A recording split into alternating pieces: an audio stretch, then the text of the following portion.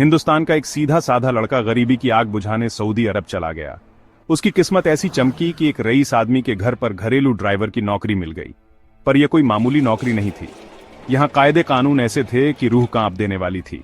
घर की 2 जवान बेटियां, नकाब में ढकी बीवी और 2 बेटे, इन सबको लाने ले जाने का जिम्मा इसी हिंदुस्तानी लड़के पर था। लेकिन हद तो तब थी जब उसे कभी भी घर की औरतों से बात करने की इजाजत नहीं थी।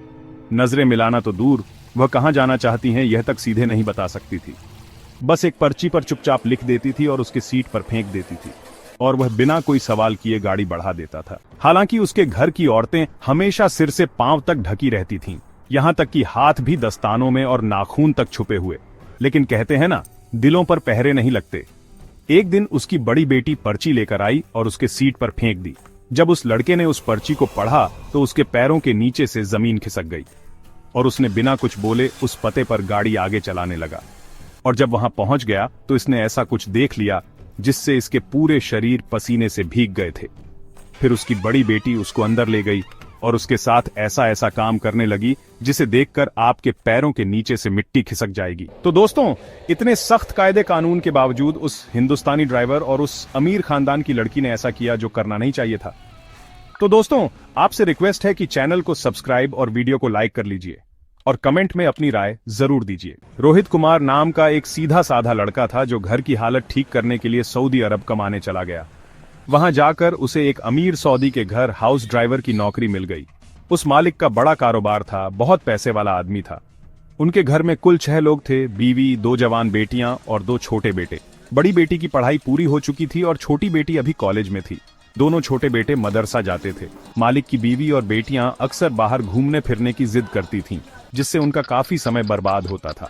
इसलिए उन्होंने सोचा कि घर के लिए एक भरोसेमंद ड्राइवर रख लिया जाए। जब रोहित नौकरी के लिए आया तो मालिक ने देखा कि लड़का बहुत शरीफ और भोला भाला है। फिर उन्होंने अपने पुराने पाकिस्तानी ड्राइवर को हटा दिया और रोहित को रख लिया। अब रोहित ही उनकी बीवी और बेटियों को बाजार और दूसरी जगहों पर ले जाने लगा। छोटे बच्चों को भी रोज मदरसा छोड़ने और लाने का काम उसी के जिम्मे था। धीरे धीरे रोहित घर के हर छोटे बड़े काम में शामिल हो गया। रोहित की नौकरी अब अच्छे से चलने लगी थी। मालिक ने उसे साफ कह दिया था कि अगर काम करना है तो अरबी सीखनी पड़ेगी। रोहित ने भी 2-3 महीने में बढ़िया अरबी सीख ली और थोड़ी बहुत टूटी फूटी इंग्लिश भी बोलने लगा। लेकिन घर की महिलाओं से बात करने की उसे इजाजत नहीं थी, ना मालिक की पत्नी से, ना उनकी बेटियों से। वह सिर्फ मालिक और उनके बेटों से ही बात कर सकता था। रोहित की ड्यूटी सुबह 6 बजे से ही शुरू हो जाती थी और रात के 8 बजे तक चलती थी। पूरे दिन वह गाड़ी में ही बैठा रहता था, घर के बाहर अलर्ट मोड में। जब भी घर की कोई महिला कहीं जाने वाली होती तो वह दरवाजे के अंदर से ही एक पर्ची फेंक देती जिसमें लिखा होता कि उसे कहां जाना है। रोहित चुपचाप पर्ची उठाकर पढ़ता, फिर गाड़ी स्टार्ट कर देता। गाड़ी में बैठते ही वह महिला 2 बार शीशा खटखटाकर यह इशारा देती कि चलो। रोहित बिना कोई सवाल किए गाड़ी आगे बढ़ा देता। रास्ते भर ना कोई बातचीत होती, ना कोई नजरें मिलती, बस एकदम खामोशी रहती। मॉल हो, सुपरमार्केट हो या कोई और जगह, जहां भी पहुंचना होता, रोहित गाड़ी पार्क कर देता और वहीं आसपास खड़ा रहता। महिलाएं अंदर जाकर शॉपिंग करती और रोहित बस गाड़ी के पास ही इंतजार करता था। वह अपना शॉपिंग करके आती और फिर वापस गाड़ी में आकर बैठ जाती। अगर दोबारा कोई सामान लाकर रखना होता तो फिर वह लाकर रख देती। और फिर जब फाइनली बैठकर 2 बार वह खटखट की आवाज करती, तब फिर वहां से वह निकलता था। इसी तरीके से सब कुछ चलता रहा। अब घूमने वालों में जो बड़ी लड़की थी वहीं अक्सर घूमती थी। उनकी जो पत्नी थी वह घर पर ही रहती थी। कभी महीने में 2-4 बार ही निकलती थी। और जो दोनों बेटे थे, एक 15 साल का, एक 18 साल का, तो मदरसा जाते थे और उसके मामा के यहाँ खेलना कूदना जाना होता था तो फिर वहां जाते थे। तो यही सब उनका दिनचर्या होता है। अब एक हफ्ते में वह जहां जहां भी गया हुआ था उन सब की पर्ची अपने पास रखता था, जो वह लिखकर उसको दी हुई रहती थी। वह शुक्रवार को उस मालिक को सौंप था और जिससे उसे पता चलता था कि हाँ, कौन कहां पर गया था, क्या लेकर आया था। उसके बाद वह अपना घर में पूछते थे या क्या करते थे, वह अलग मैटर है। लेकिन यह सारी पर्चियां को 1 हफ्ते तक संभाल के रखता था। अब दोस्तों, एक दिन की बात है जब वह गाड़ी में बैठा था और यह सोच रहा था कि चलो, कोई आएगा तो जाना है, और यही सोचकर वह अपने पर्स में से कुछ ढूंढने लगता है और बहुत सारी पर्चियां जो थी वह सीट पर रखकर कुछ और सर्च करने लगता। तभी जो उनकी बड़ी बेटी, जिसका नाम आफरीन होती है, उसकी उम्र 25 साल की होती है, वह आती है और पर्ची उसी सीट पर फेंक देती है जिस सीट पर बहुत सारी पर्चियां पहले से ही रखी थी। फिर अब उन्हीं पर्चियों में वह भी पर्ची मिक्स हो जाती है और वह जाकर पीछे गाड़ी में बैठ जाती है।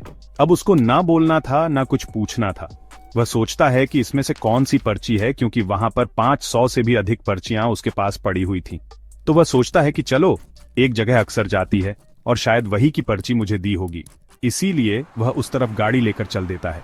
जब वहां पर आधे घंटे बाद पहुंचता है और पार्किंग में गाड़ी लगाता है, तो फिर उनकी लड़की को, यानी कि जो ऑफरीन होती है, उसे समझ आता है कि यह तो गलत जगह लेकर आ गया है। फिर वह सोचती है कि यह यहाँ पर क्यों लेकर आया है, और इधर वह गाड़ी खड़ी करके सोचता है कि यह उतर क्यों नहीं रही है। वह इंतजार करने लगता है। अब वह पीछे देख भी नहीं सकता था कि वह उतर रही है कि नहीं उतर रही है। लेकिन जब 5 से 10 मिनट बीत जाते हैं तो सोचता है कि कहीं सो तो नहीं गई है। फिर वह जो बीच में शीशा होता है, कार के अंदर ही लगा होता है, उसमें देखता है तो देखता है कि पहली बार जो ऑफरीन थी वह शीशे में उसकी ही तरफ देख रही थी, और उसने जो हिजाब पहन रखा था उसने अपने चेहरे से हटा रखा था। अब जो रोहित होता है बुरी तरीके से डर जाता है। क्यों? यह पहला मौका था जब ऑफरीन से रोहित की नजर मिल रही थी। वह डर जाता, अपनी नजरें झुका लेता है, फिर इंतजार करता है कि उतर क्यों नहीं रही है, और उसके बाद फिर धीरे धीरे 5 मिनट बीत जाता है। फिर वह शीशे में देखता है तो फिर ऑफरीन उसे ही देख रही थी और यह समझने की कोशिश कर रही थी कि यहाँ पर क्यों लेकर आया है। फिर जब दोनों कुछ नहीं समझ पाते तो अपने मोबाइल में टाइप करके उसको दिखाती है कि यहाँ पर तुम किस लिए लेकर आए हो। अब फिर वह कुछ नहीं बोल पाता, परेशान हो जाता है। वह सोचता है गलती हो गई, बुरी तरीके से डर जाता है, पसीने पसीने हो जाता है। तभी ऑफरीन परेशान हो जाती, उसको गुस्सा आ जाता है। फिर वह कहती है कि तुम गूंगे हो, क्या बोल नहीं सकते हो। अब जैसे ही वह सुनता है तो पहली बार उसकी आवाज को सुन रहा था कि उससे बात कर रही थी। हालांकि जब वह माँ बेटी या दोनों बहनें या ये सारी लोग कहीं पर जाते थे तो आपस में बात करते थे, लेकिन उससे वह पहली बार ऑफरीन बोल रही थी। अब वह चौंक जाता है। फिर वह बोलती है कि तुम गूंगे हो, क्या यहाँ पर किस लिए लेकर आए हो? समझ में नहीं आ रहा मैं क्या कह रही हूँ, तुमसे क्या पूछ रही हूँ। अब रोहित को भी आ जाता है गुस्सा। वह कहता है कि गूंगा तो बना दिया, आप लोगों ने पर्ची दो पर्ची लो, ये कोई सिस्टम है क्या आने जाने का? और आपकी पर्ची मिक्स हो गई है। मुझे नहीं पता कि आपको कहाँ जाना है। अगर 2 बात अपने मुंह से बोल दोगे तो क्या आप लोगों का जुबान कट जाएगा? अब दोस्तों, उसकी बात सुनकर ऑफरीन भी सन्न रह जाती है। फिलहाल वह कहती है जहां पर जाना होता है उसको बताती है कि फलाना जगह जाना है। फिर वहां से गाड़ी घुमाता है, पहुंचती है, वहां से उतरती है और फिर अंदर जाती है और अपना काम वगैरह करके आती है। 1 घंटे बीत जाते हैं और इधर यहाँ इंतजार कर रहा था गाड़ी लेकर। फिर गाड़ी में आती है, बैठती है और उसके बाद कहती है कि घर चलो। वह घर की तरफ आने लगता है। तभी दोस्तों, अब वह सोचता है कि आज मेरा क्या होगा, मुझसे इतनी बड़ी गलती हो गई है, और जो कि मालिक ने सख्त हिदायत दी थी कि किन्हीं भी परिस्थितियों में मुझे बात नहीं करना है, तो आज तो मैंने बोल भी दिया है। अब वह यही सब उधेड़बुन में लगा हुआ था और शीशे में धीरे से देख रहा था कि ऑफरीन को कुछ बोले, कुछ कहना चाहता था।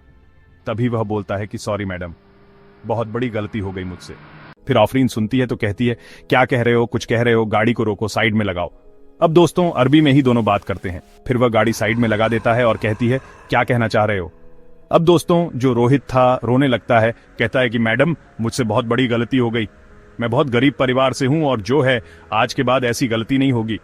फिर उसने बोला हाँ गलती तो हुई है, लेकिन इतना तुम घबरा क्यों रहे हो? तो वह कहता है कि मैंने आपसे बात कर ली है, अगर सर को पता चलेगा तो पता नहीं मेरे साथ क्या करेंगे। तो ऑफरीन कहती है कि यही डर तो मुझे भी लग रहा है कि तुमने मुझसे बात की, मैंने तुमसे बात की, अगर तुम जाकर बाबा को बोलोगे तो वह क्या सोचेंगे और क्या करेंगे हम लोगों के साथ। तो अब डरने की जरूरत नहीं है, और मत बोलना तुम कुछ और, ना ही मैं ही किसी से कुछ बोल। उसके बाद वह मुस्कुरा देती है और जो है वह रो रहा था उसको चुप कराती है, कहती है घबराओ नहीं, चुप हो जाओ। उसके बाद वह चुप हो जाता है और कहती है कि तुम बोलते हुए तो अच्छे लगते ही हो, पता नहीं क्यों नहीं अब्बू तुमको बोलने देते हैं। फिर जब गाड़ी आगे बढ़ जाती है, रोहित फिर बीच वाले शीशे से देखता है तो ऑफरीन उसे देखती है तो मुस्कुरा देती है। 2-3 बार ऐसे दोनों की नजरें आपस में मिली और उसके बाद फिर दोनों में बातचीत का सिलसिला शुरू हो गया। उसके बाद एक जगह जाते हैं, वहां पर नारियल पानी रोड के किनारे बिक रहा था। अच्छी अच्छी दुकानें वहां पर होती हैं। वहां पर उसे बोलती है गाड़ी रोको। फिर वह नारियल पानी लेते हैं और कहती है कि तुम्हारा बहुत पसीना निकल गया है, ये लो नारियल पानी पी लो, फायदा करेगा। उसके बाद दोनों फिर घर पहुंचते हैं और 2-3-4 दिन बीतता है।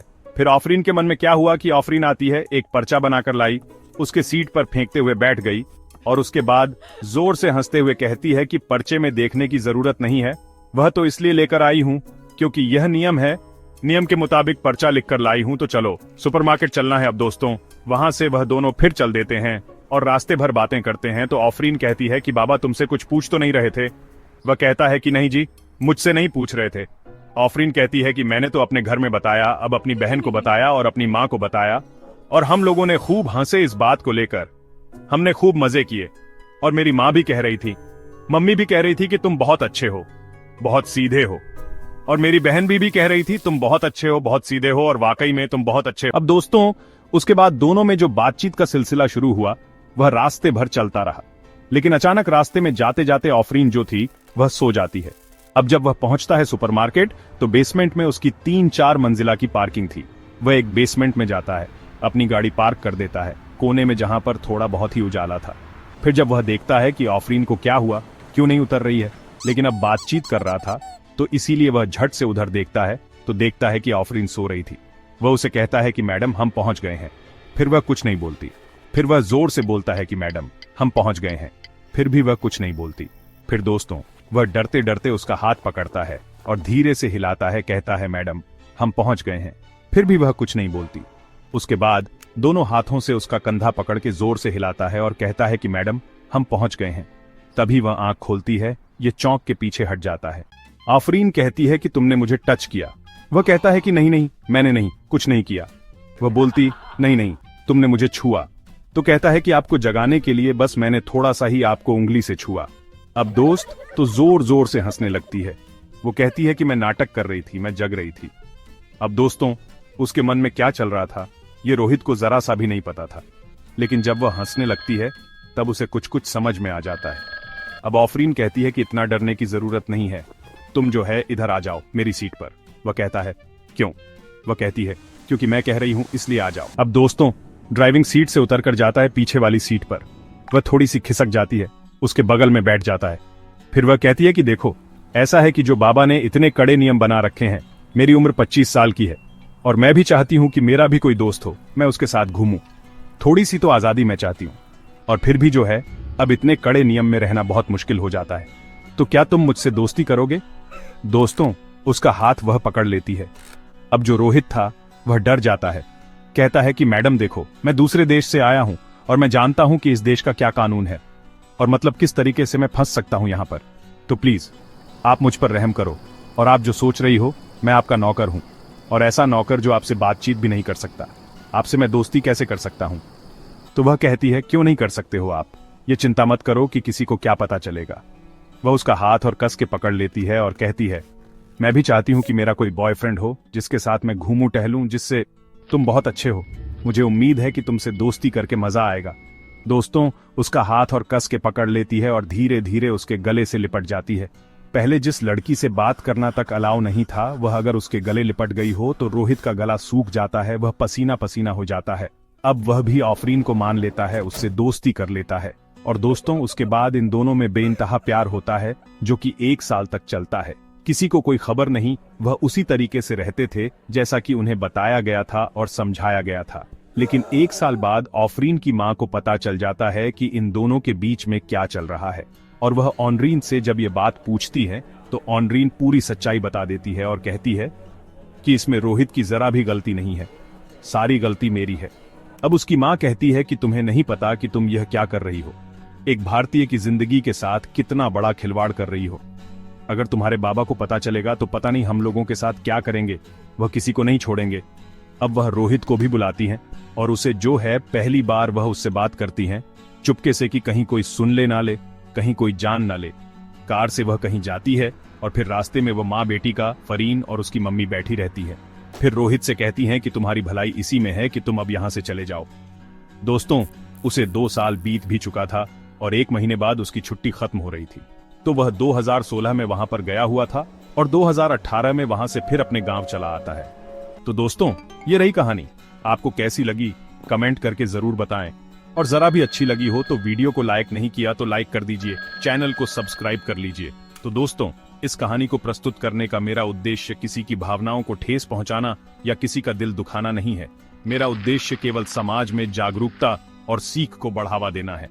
मेरा प्रयास सकारात्मक सोच और समझ को प्रोत्साहित करना है, ताकि हम सभी मिलकर एक बेहतर और संवेदनशील समाज का निर्माण कर सकें। दोस्तों, यह कहानी आपको कैसी लगी कमेंट करके जरूर बताना, और जरा भी अच्छी लगी हो तो चैनल को सब्सक्राइब करना, वीडियो को लाइक नहीं किया तो लाइक कर देना। फिर मिलेंगे अगले वीडियो में, तब तक के लिए जय हिंद, जय भारत।